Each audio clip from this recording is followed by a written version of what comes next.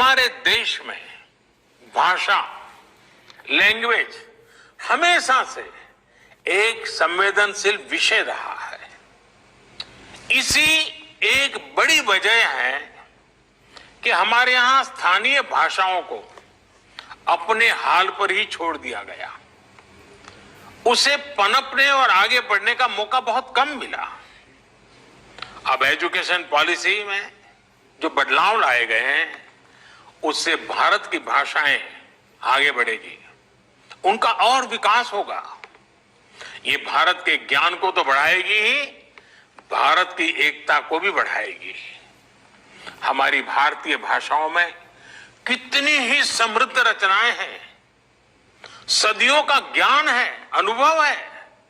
इन सब का अब और विस्तार होगा। इससे विश्व का भी भारत की समृद्ध भाषाओं से परिचय होगा।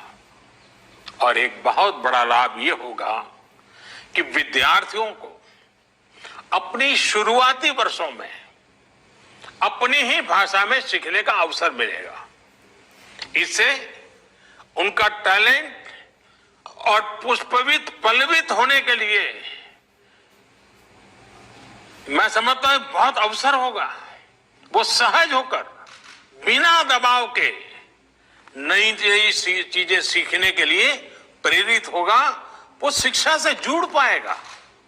वैसे भी आज जीडीपी के आधार पर विश्व के टॉप 20 देशों की लिस्ट देखें तो ज्यादातर देश अपनी गृह भाषा, मातृभाषा में ही शिक्षा देते हैं।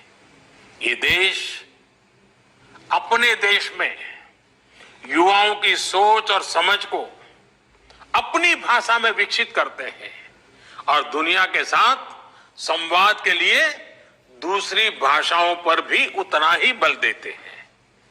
यही नीति और रणनीति 21वीं सदी के भारत के लिए भी बहुत उपयोगी होने वाली है। भारत के पास तो भाषाओं का अद्भुत खजाना है, जिनको सीखने के लिए एक जीवन भी कम पड़ जाता है और आज दुनिया भी उसके लिए लालायित है।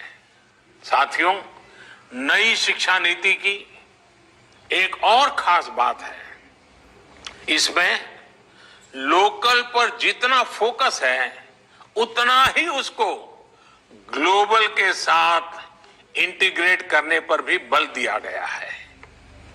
एक और, जहां स्थानीय लोक कलाओं और विद्याओं, शास्त्रीय कला और ज्ञान को स्वाभाविक स्थान देने की बात है, तो वहीं टॉप ग्लोबल इंस्टीट्यूशंस को भारत में कैंपस खोलने का भी आमंत्रण है।